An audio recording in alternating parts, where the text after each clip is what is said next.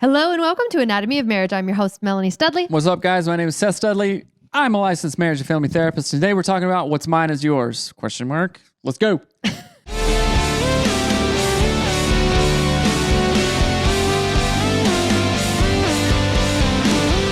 Today's show is brought to you by getfaithful.com/anatomy of marriage. Get hooked up with a licensed professional counselor in the comfort of your own home. Getfaithful.com/anatomy of marriage. Thank you very much. Okay, guys, we have a question.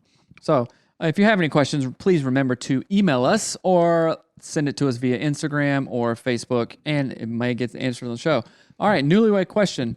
What do people think of what's yours is mine and what's mine is yours? Is this 100% true all the time in marriage, or can a few things be mine? For example, something as simple as a favorite snack or drink in the cupboard, or as complex as having your own laptop for work or student purposes. I really need my laptop to be accessible at all times since I am completing a nutrition internship that has lots of homework. Came home from work and my husband is using it to play a game, and I was mad. Am I overreacting? We had a discussion about it, but I would love some feedback from you guys who are much wiser and have much more marriage experience than we do.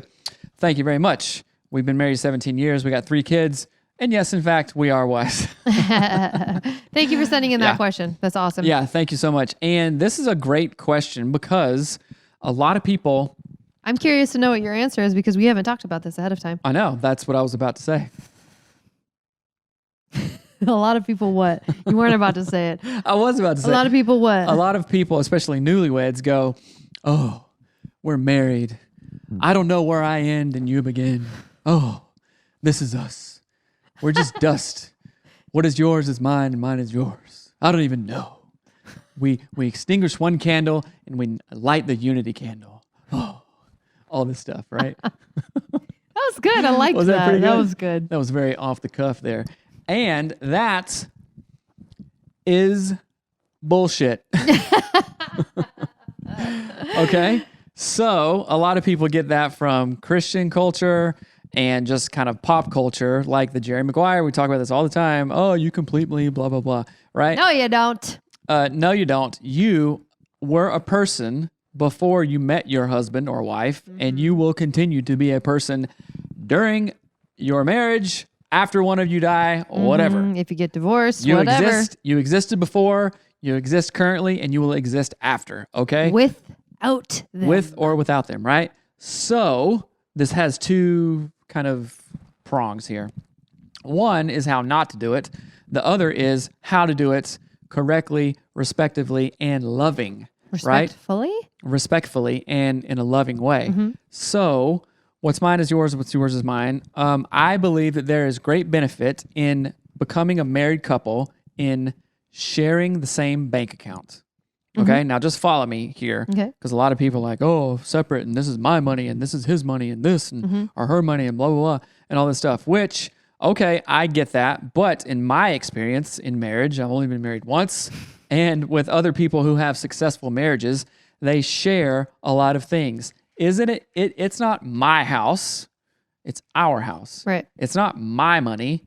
It's our money. Now, I can go out and say, hey, let's say that I sold my rifle that I've had for a very long time and sold that and got $400 from it and wanted to get a new rifle. Okay, well, we have a conversation about that. It's not like, oh, I sell it, now it goes into the pot where it's like, oh, well, you can't spend that money. That's our money. What the F are you doing? No, it's not like that. It's like, hey, we talked about this beforehand. I sold it so I could do something different with that money. Now, that's not being selfish or weird. It's like taking an asset that was mine. Last time I checked, you don't use my rifle.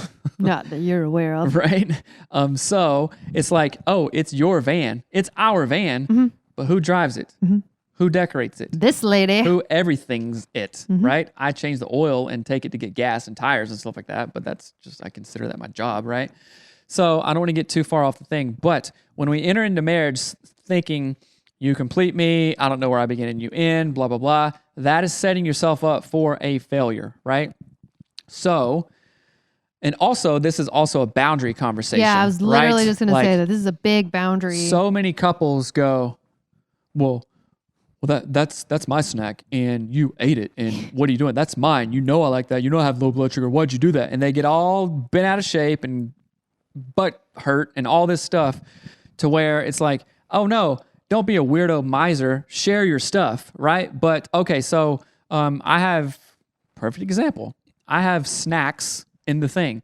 I have these bars because I'm doing whatever keto, low carb kind of thing. I'm like, hey, people, don't eat these bars, please. They're reserved for me. Hey, Dad, can I have part of that bar? Sure, buddy. Here. Hey, Seth, there's nothing sweet in the thing. Can I have part of your bar? Okay, fine, right? Now, if it's the last one or whatever, kind of thing. So there's like, I'm not just a weirdo about stuff, right? You have ham. I don't like eat all the ham. I eat all the ham. Right. If there was like 2 pieces left, I'd be like, okay, that's Melanie's. I'm not going to mess with it. I'll just eat something else or not eat, right? So also going to the laptop thing. Now, this is the big one. You said even something as big as a laptop, and you got to have your own stuff to do what you do, right? You're doing the internship. You need the computer. Your husband doesn't need to do it to do some stupid ass game or something like that, right? Yeah, I'm judging. Yeah, we're not very pro game. Like in if you're this house. a gamer and you're 30 years old and you're playing more games than not, then come on, bro, what are you doing? Kind of thing. Or if you're working your ass off and you're like, yeah, I like to blow off steam by playing an hour's worth of game or something with my buddies. Mario Sure. Kart. That's fine. I don't care about that, right? So get your own computer, save up, and have your own things, but also know that, yeah, that's his mostly. I can use it sometimes. And she can use my stuff sometimes too. Like we have a million things that you never even touch. But if you wanted to, you could. Right. Go I would for say, it. I think in this case, you're looking at creating, especially because you're talking about being a newlywed. And I do want to kind of back up, like rewind a little bit, that when you are first married and in relationships in the beginning, you have a different chemical going through your body, phenylethylamine, that is basically like dopamine. It's a part of that system. Learned all about it on the Andrew Huberman podcast. But basically, you're not thinking clearly, like legitimately. You're kind of thinking in la la land, like rose-colored glasses. Everything will be fine. I will never get annoyed of this. And of course you can have it, right? Like, but that goes away as that chemical goes away over time, like months. It goes away over months and sometimes years. But so that's the first thing I want to say is that the way you feel now about things like that, like, oh, this will never bother me. It's so cute that he could never get his socks in the hamper. Like, it ain't going to be cute when you've been married. You know what I call that? It's called the good time buddy syndrome. Oh, right. Yeah. You know what I'm saying? And we get into this all the time. I'm just really glad that you cut me off. Oh, sorry. Sorry, good time buddy. So anyway, what I was saying, not you, me, was that... This is my show. that I want to acknowledge that chemical exists. And there's multiple reasons I want to bring it up because, again, you're starting out your marriage or your relationship. It's almost like you're laying a track or a freeway, right? And the first few months of what you establish is very hard to go back and change. So if you establish in the first few months, oh yeah, use my stuff. I mean, I guess I shouldn't care because people say what's mine is yours and yours is mine. Like, no, establish, like, you may use this sometimes. Please always ask. So if Seth was using my computer, I mean, I'm going to use this as an example, the computer thing specifically. If he was using it all the time, I would say, hey, can you just let me know? Because maybe I don't want to use too much data. You don't ever erase anything. Like, I would have an issue with that from that standpoint, right? Like, I want it to be accessible. I don't want you closing out any tabs, any projects I'm working on, like, whatever. And so I would ask him, can you please just ask me first? And then if he goes, yeah, cool, then that's great. Awesome. And then every once in a while, if he asks or if he uses it without asking, I can be flexible and loving and be like, oh, maybe I'm annoyed a little bit, but yeah, just try to ask. Right. But if it's like he uses it every day and does, oh, sorry, I forgot to ask. Right. Then it's not okay. And it's a boundary that he's not respecting. Right. So that, again, I just really want to talk about how when you're very first married, your brain is sort of like farting off. It's not doing the right thing sometimes. And then as you grow in your relationship, you do need your own stuff and you do need to have boundaries, but you also need to have like loving, respecting behavior and conversations around it. And this is not a hard and fast rule for everything, right? Like a stick of gum has a different value on it than my car, maybe. Like, well, I don't know. We really do share everything. So yeah, I think that we have shared stuff. We used to share a toothbrush like for years. Yeah. Had the same exact and toothbrush. I didn't care. Right. I'm like, we make still out would, an F. What do I care about a toothbrush? That's rude. No, it's so not. Like... It's like oral sex is happening all the time. Why do I care about a toothbrush? Why is like, Oh man, I about made Don't all kinds of say sounds and stuff.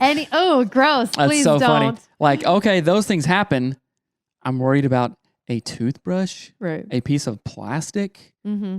But I will. You see what I'm saying? Yeah. So it's just like, okay, yeah. And I think we may have been weird in that. In fact, I was thinking about this today. I was like, you trust me so much with money stuff and insurance stuff. It's like you haven't asked about life insurance, 401k, mortgage bills, electricity bills.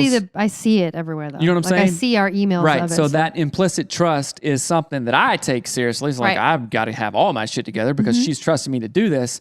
Now, is it a burden? No.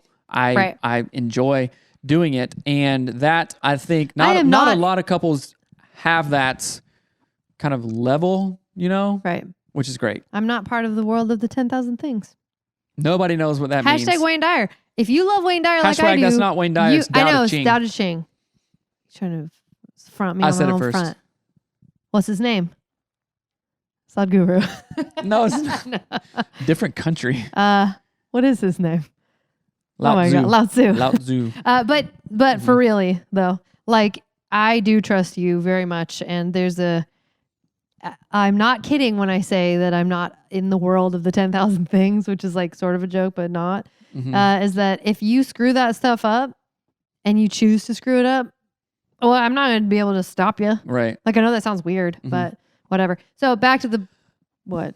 I have, so I want to be respectful of this because I know that this could have been us 17 years ago asking the same kind of question, going, what do you mean? I don't understand. And I just want to do everything right. Right. So let me just give you a piece of like loving advice. It's awesome that you want to do everything right. I would say to be open about those things. Right. And if you're holding on like with a closed fist of like, oh, he can't do this and all that stuff, I would suggest you let it go and then say what you want. Like, okay, the computer stuff. Hey, babe, playing your video games takes up all the RAM on my computer and makes it crash later when I'm trying to do internship stuff. Let's get you a computer. Like for real, you could probably get a gaming computer for $500, right? So it's not a ton of money. Or you are not welcome to do gaming on my internship computer. Right. That's right. also a so boundary. you can have boundaries around that and still be highly differentiated, highly loving, and highly dedicated to one another. Understand what I'm saying? So yeah, I did. When we first got married, I was like, oh my gosh, I was hypersensitive of like, I want to do everything right. A lot of that was from church, a lot of that was from culture, but then also an innate desire for my own self just to like, hey, I want to do right. Just do right towards myself, towards you, towards the marriage. And a lot of that was really misguided, I would say, right? So, a lot of that was like the world of the 10,000 things, which basically just means like stupid shit that doesn't matter. Right, what he means. right. And expectations and assumptions and stuff like that. And it's amazing how that stuff traps people. It traps people in their marriage. It makes people get divorced. Right. Yeah. Right? Trying to do the right thing.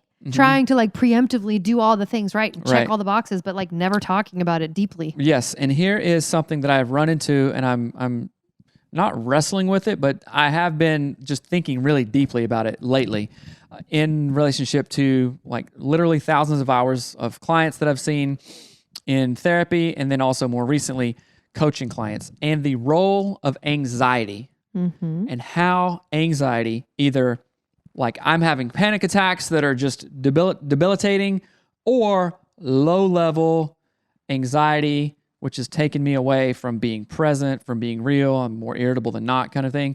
That's like spectrum of anxiety messes so much stuff up. And we are so used to just boiling in that water. We're like, I don't know. It's 212 degrees or 211 degrees. It's not boiling. I'm not on fire, but it's 211 degrees. Wow. I'm just used to this, right? So we're used to living in that.